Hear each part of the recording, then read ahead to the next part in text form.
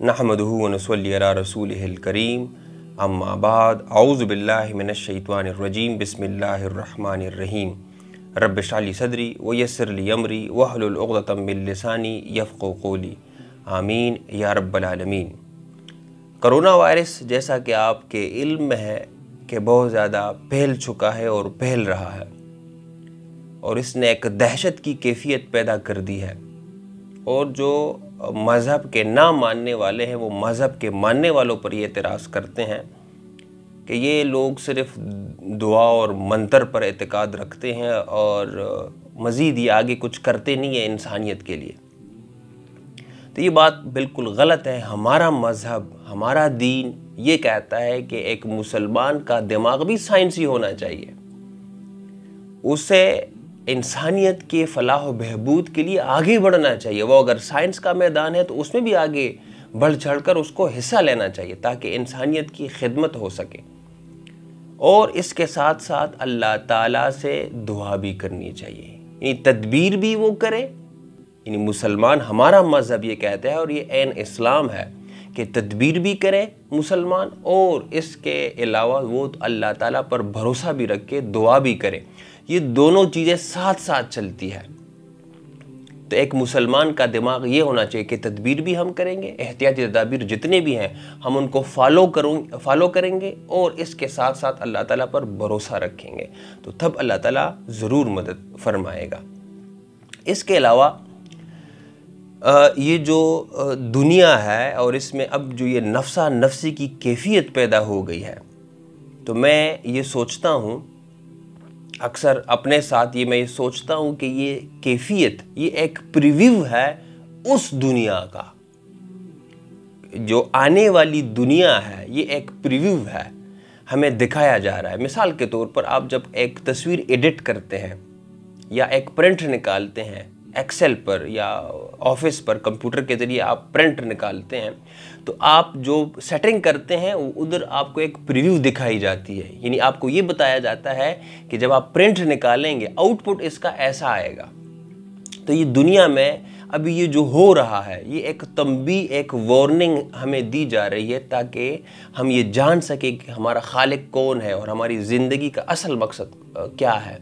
तो यहाँ पर थोड़ी देर के लिए देखिए, गौर करें कि एक नफ्सा नफ्सी का दौर है, हाथ हम नहीं मिला रहे हैं, यानी एहतियाती तदबीर हम कर रहे हैं, लेकिन थोड़ा सा गौर करें कि उस दुनिया में क्या कैफियत होगी जब अल्लाह ताला ये कहते हैं कि आपकी बीवी आपसे भागेगी, आपका भाई आपके पास नहीं आएगा, आपके वालिद आपके पास नहीं आएगा।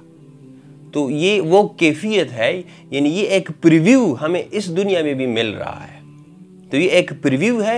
यही चीज़ हम तसव्वुर करें उस दुनिया में तो क्या होगा, जहां एक तरफ जहन्नम होगी, आग, और एक सज़ा हम देख रहे होंगे, और एक नफ्सा नफ्सी का दौर होगा।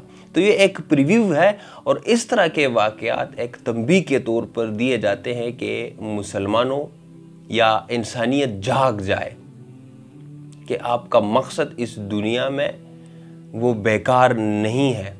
अफ़हसिबतुम अन्नमा खलक़नाकुम अबसा, क्या इंसानियत या इंसानों ने ये समझ रखा है कि उन्हें बेकार पैदा किया गया है? हरगिज़ उनका एक मकसद है, वो बेकार पैदा नहीं हुए हैं। तो ये चीज़ें हमें समझ लेनी चाहिए। अब इन जो वाक़यात पैदा अभी हो गए हैं, जो माहौल पैदा हो गया है, दहशत की कैफियत पैदा हो गई है, डर का माहौल पैदा हो गया है और बेयकीनी की कैफियत पैदा हो गई। तो इन हालात में क्या करना चाहिए? यानी एक तरफ बच्चे हैं, बूढ़े हैं और हर तबका, रोज़गार ख़राब हो गया है, दुकानें बंद हैं, यानी ज़िंदगी बिल्कुल मफलूज होकर रह गई है। अब इन हालात में कुरान मजीद हमारी क्या रहनुमाई करता है? यानी कई मुश्किलात हैं जैसा कि हम महसूस करते हैं, हम बाहर निकल नहीं सकते हैं, रोज़गार मुतासर हो गया है, दुकानें बंद हैं, तो बहुत ज़्यादा मुश्किलात का सामना है। तो कुरान मजीद हमें क्या रहनुमाई मतलब देता है और हमारी क्या रहनुमाई कुरान मजीद करता है? तो इस हवाले से हम मूसा अलैहिस्सलाम के वाक़े को ज़र बहस लाएंगे। मूसा अलैहिस्सलाम की कौम यानी बनी इसराइल मूसा अलैहिस्सलाम पर ईमान ले आई और कई लोग, बच्चे, बूढ़े, जवान, एक काफ़िले की शक्ल में फ़िरौन की सल्तनत को उन्होंने छोड़ दी और वो चले गए पानी के उस पार। اب یہاں پر جس فرعون کی سلطنت میں رہنا ایسا ہی تھا جیسے کہ موت کے منہ میں رہنا، کیونکہ فرعون بہت ظالم تھا اور ادھر یہ بہت مجبور تھے۔ تو یہ قوم جب چلی گئی ہے، وہ لوگ جو موسیٰ علیہ السلام پر ایمان لیا، یہ پانی کے اس پار چلے گئے ہیں۔ اب جب وہ ادھر چلے گئے ہیں تو ادھر بھی تکالیف زیادہ ہیں، پانی کا مسئلہ ہے، خوراک کا مسئلہ ہے، اور وہ ایک دوسرے سے باتیں کر رہے ہیں، بہت زیادہ پریشان ہے کہ ادھر سے تو ہم نکل آئے ہیں۔ یعنی ایک قسم کا اس طرح اس کو سمجھ لیجئے کہ موت، وہ ادھر بھی موت تھی، ادھر بھی موت ہے، تو وہ پانی مانگ رہے ہیں موسیٰ علیہ السلام سے کہ ہمیں پانی چاہیے۔ اب اس وقت میں سفر تو ایسا بھی نہیں ہوتا تھا جس طرح آج ہم کرتے ہیں کہ موٹر وے پر جا رہے ہیں، پانی اگر نہیں ہے تو کوئی مسئلہ نہیں ہے، کوئی اسٹیشن آ جائے گا، وہاں سے ہم پانی لے لیں گے۔ اب اس تصور کریں، مطلب سورج کی روشنی ہے، تپش ہے، گرمی ہے، پانی نہیں ہے، اور صحرا میں آپ کھڑے ہیں، آپ کے پاس کچھ نہیں ہے۔ مطلب آج کل جس طرح سفر ہوتا ہے، جس طرح ہم ٹریولنگ کرتے ہیں، اس طرح کی ٹریولنگ بھی نہیں تھی۔ یعنی یہ نہیں تھا کہ رکیے مصر میں میرا جو ہے فیوریٹ جوس رہ گیا ہے، اس طرح نہیں تھا، حالات بالکل چینج تھے۔ یعنی آج کل کے دور کا سفر نہیں تھا کہ ہم بڑا ریلیکس سفر کر جاتے ہیں، اے سی لگا ہے گاڑی میں، کوئی ٹینشن کی بات نہیں ہے، پانی کہیں بھی مل جاتا ہے، منرل واٹر مل جاتا ہے۔ تو ادھر یہ مسائل تھے کہ ادھر یہ چیزیں اویلیبل نہیں تھی۔ اب ہوتا کیا ہے، موسیٰ علیہ السلام نے ان کو ڈیل کرنا تھا، موسیٰ علیہ السلام نے ان کو مطمئن کرنا تھا، جواب دینا تھا، بلکہ ایک خطبہ دینا تھا۔ اب موسیٰ علیہ السلام نے ان کو ایک خطبہ دیا ہے، وہ خطبہ اتنا پیارا ہے اور اتنا ٹائم لیس ہے، بڑا اہم ہے کہ اس خطبے کو، بڑا مختصر خطبہ ہے لیکن اللہ تعالیٰ نے اس کو قرآن مجید کا حصہ بنایا ہے، اور وہ حصہ اس لیے بنایا ہے کیونکہ وہ الفاظ بہت قیمتی الفاظ ہیں، ٹائم لیس الفاظ ہیں اور بڑے پاورفل الفاظ ہیں، اسی لیے قرآن مجید میں قیامت تک یہ الفاظ محفوظ کر لیے گئے ہیں۔ تو موسیٰ علیہ السلام ان کو یہ جواب دیتے ہیں، اب خطبہ دے رہے ہیں موسیٰ علیہ السلام۔ وَإِذْ قَالَ مُوسَىٰ لِقَوْمِهِ اذْكُرُوا نِعْمَةَ اللَّهِ عَلَيْكُمْ إِذْ أَنْجَاكُمْ مِنْ آلِ فِرْعَوْنَ يَسُومُونَكُمْ سُوءَ الْعَذَابِ وَيُذَبِّحُونَ أَبْنَاءَكُمْ وَيَسْتَحْيُونَ نِسَاءَكُمْ وَفِي ذَلِكُمْ بَلَاءٌ مِّن رَّبِّكُمْ عَظِيمٌ۔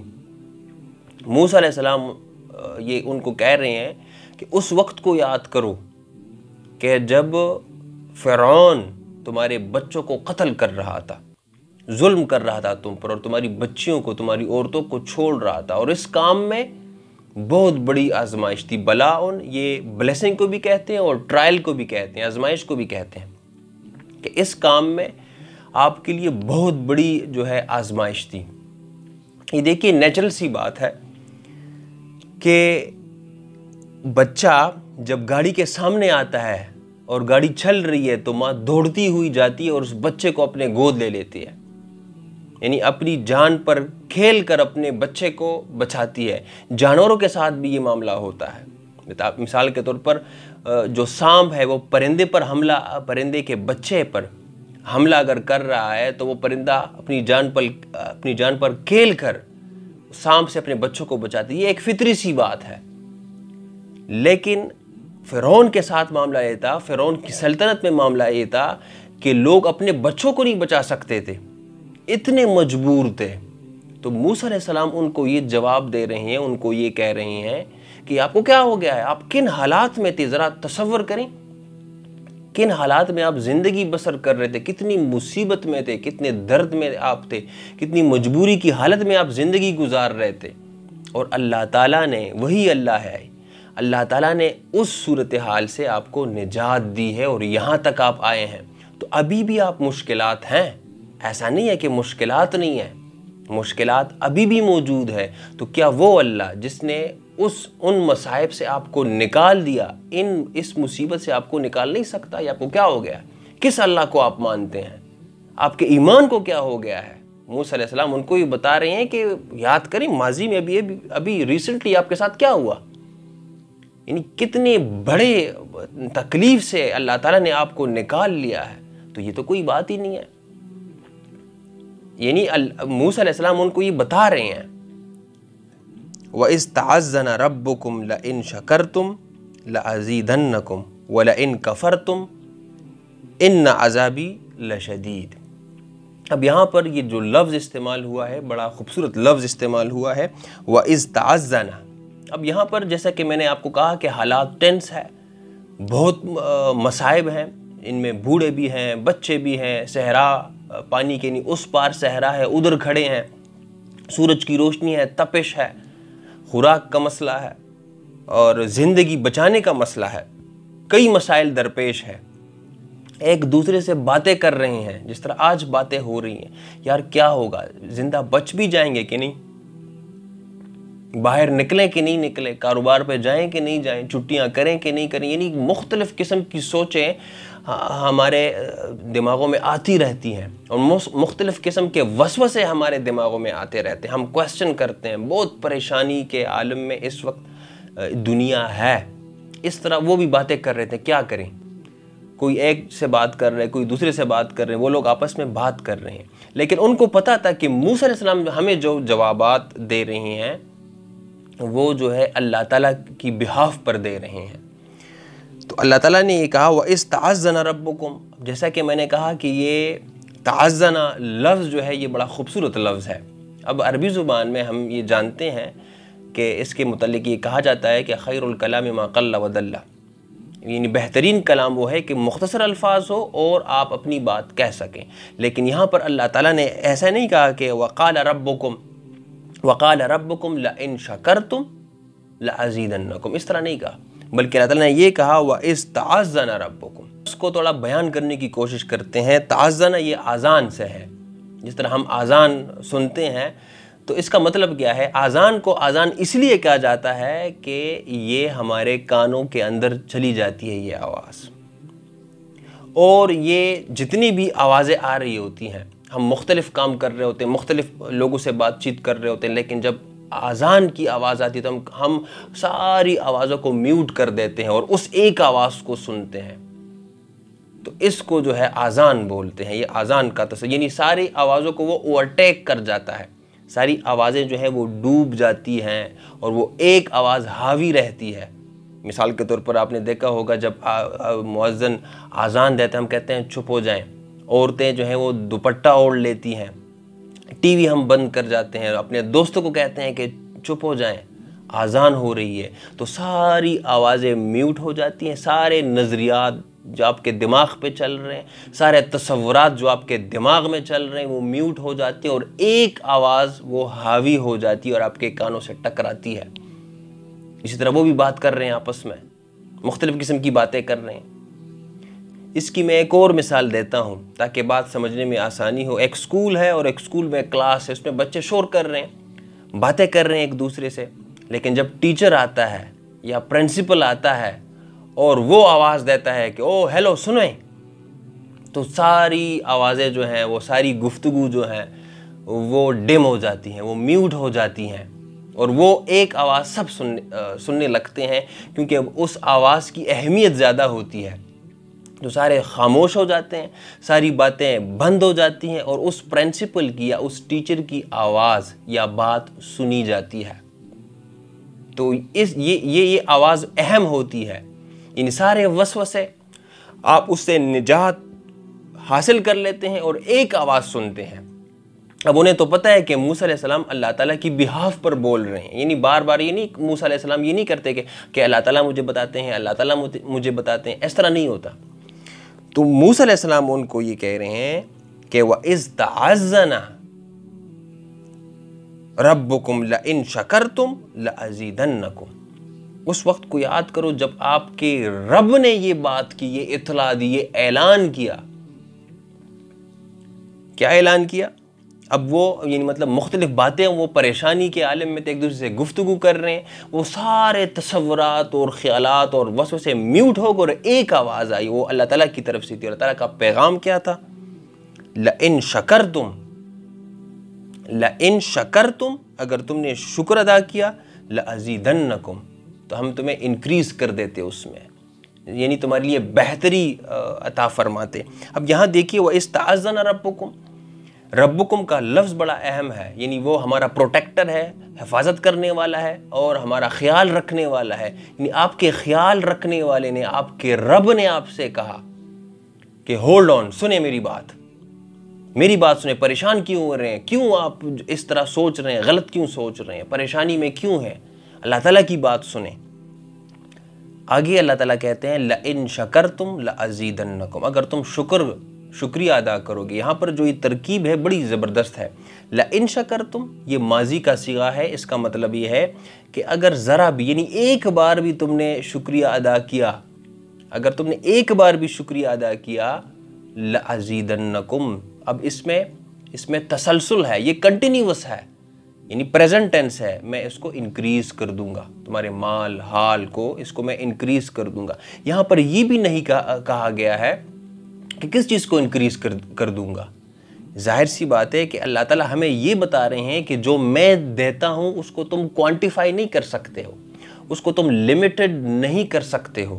ہو سکتا ہے تمہیں علم میں انکریز عطا کرے اللہ تعالیٰ، یعنی اس میں گروتھ عطا کرے، یا علم میں، حال میں، مال میں، دولت میں، صحت میں، یہ ساری چیزیں ہو سکتی ہیں. ہم اس کو لمٹ نہیں کر سکتے ہیں. جو ہمارے لیے بہتر ہے اللہ تعالیٰ ہم سے بہتر جانتا ہے. دوسری بات یہ ہے لَإِن شَكَرْتُمْ لَأَزِيدَنَّكُمْ، یہ تو ہو گیا. اب سوال یہ بھی پیدا ہو سکتا ہے کہ وہاں پر جو لوگ ہیں وہ یہ سوال کر سکتے تھے کہ ہم شکریہ ادا کریں. موسیٰ علیہ السلام کو یہ کہہ سکتے تھے کہ ہم شکریہ ادا کریں. کس چیز کا شکریہ ادا کریں؟ وہ اپنے ارد گرد دیکھیں، نہ پانی ہے، یہ تو صحرا ہے، بس سورج ہے، نہ خوراک کا کوئی سامان ہے، اور یہاں بھی ہم موت کے قریب ہیں، تو کس چیز کا شکریہ ادا کریں؟ اللہ تعالیٰ نے ہمارے لیے کیا کیا ہے؟